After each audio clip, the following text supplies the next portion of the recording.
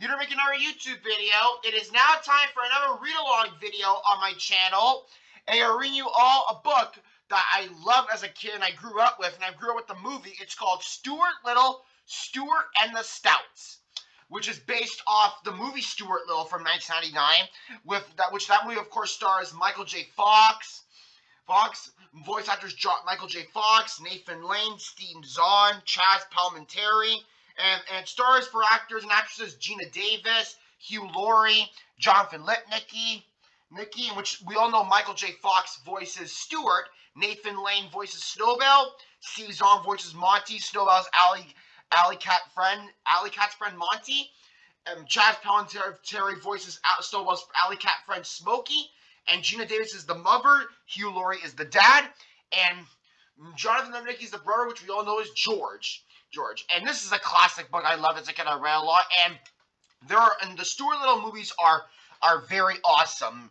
I loved Stuart Little growing up as a kid, and I still do. I only love the first. I like this one a lot. This one's my favorite one. I love the second one, but the third movie sucked. Stuart Little 3 Called the Wild was a crappy sequel, but Stuart Little and Stuart Little 2 were classics. Do not get me started on the third one, which the Stuart Little movies are very cute. And I really love them a lot. And now I'm going to relive my childhood and read you all Stuart Little, Stuart and the Stouts. I had this book growing up and I love it still. Let's not waste any time. Let's get going. Let's see here. It was visualized by the Internet Archive in 2019. Let's go. Here's the inside tale. Stuart Little, Stuart and the Stouts. It's today, George Little cried. It was the morning his parents were going to the orphanage to find him a brother. At the orphanage, the Littles met a wonderful little mouse. They knew right away that he was the new son they were looking for. He was about 4.5 inches tall, and his name was Stuart.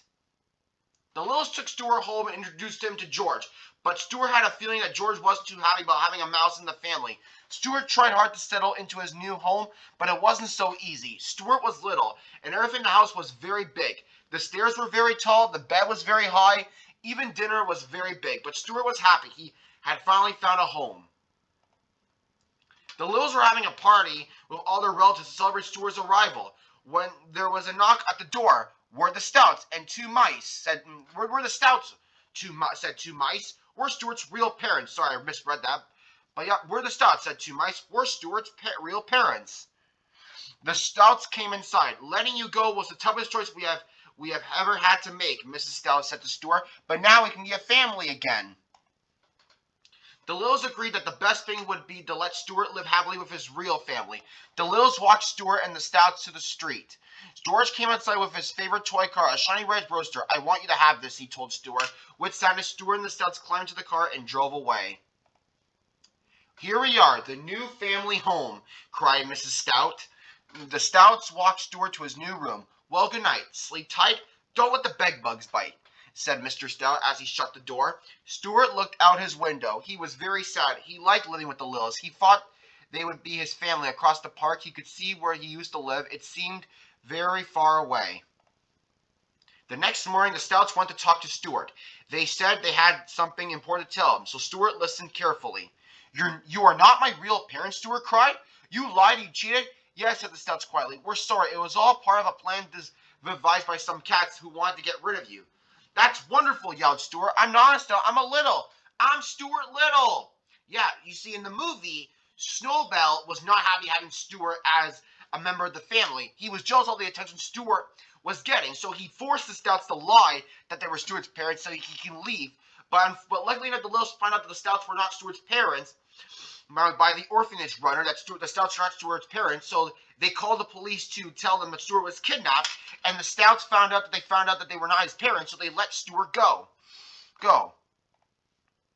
As your fake father, I order you to run home, said Mr. Stout. Goodbye, fake father. Goodbye, fake mother, cried Stuart as he zoomed off in the roadster. He drove as fast as he could. He couldn't wait to get home.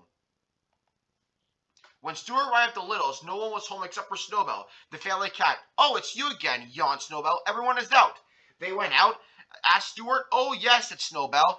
Out on the town. What do Did you think they missed you? Out of sight, out of mind. Oh, Stuart said sadly. Maybe the Littles didn't want him to be part of their family after all. Maybe Stuart would never find his own family.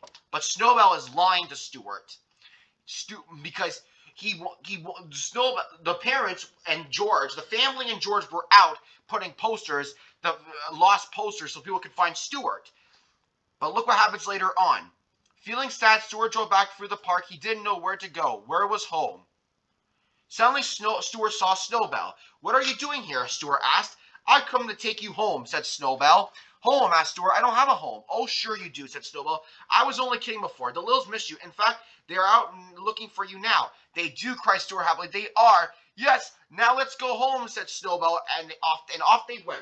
Yeah, Snowbell didn't like Stuart. Snowbell and Stuart didn't get along, but Snowbell was the big one, seeing how the Littles were all sad without him, and he went and rescued Stuart, and along the way, they became friends. Sometimes in life, not everyone is going to get along, but it's important to be the big one, of course. The Littles were glad to see Stuart. They were one big happy family, and Stuart finally learned how to find his real home. Home is where the heart is. And that's the end of our story. I love this. Like I said, I love this movie growing up, and I had this book growing up as a kid. And I'm really happy to read all of you to relive my childhood. I'm not going to make this video made for kids because this video was posted for nostalgia purposes. Because not a lot of kids know this book now, but I know a lot of kids my age that grew up with this book know it. So I relive everyone's childhood that grew up with this book. That's going to be this video. See you in my next video. This is Jerry Heron signing off.